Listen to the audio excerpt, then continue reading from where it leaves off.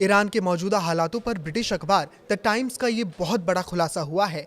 ये किसी सनसनीखेज फिल्म की पटकथा जैसा लगता है, जो ये बताता है कि 86 वर्षीय supreme leader Ayatollah Ali Khamenei की सत्ता की नींव अब दरकने लगी है। रिपोर्ट के मुताबिक खामनेई ने एक बेहद गोपनीय प्लान बी तैयार किया है, जिसका मकसद विरोध की लहर तेज होने या सुरक्षा बलों के भीतर विद्रोह की स्थिति में उन्हें सुरक्षित देश से बाहर निकालना है।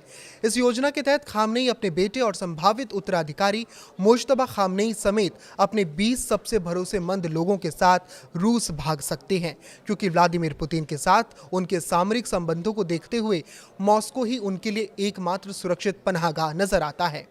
गौर करने वाली बात यह है कि ये बेचैनी खामनेई के व्यवहार में भी साफ दिख रही है।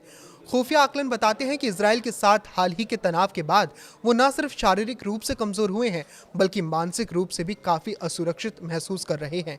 यही वजह है कि ये लंबे समय तक बंकरों में छिपे रहते हैं और सार्वजनिक कार्यक्रमों से दूरी बना ली है।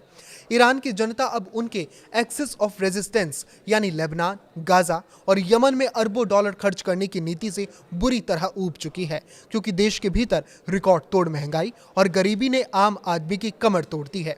सड़कों पर ना गाजा ना लेबनान, जान सिर्फ ईरान जैसे नारों का गूंजना इस बात का सबूत है कि अब जनता की प्राथमिकता वैश्विक शिया नेतृत्व नहीं, बल्कि अपना अस्तित्व है।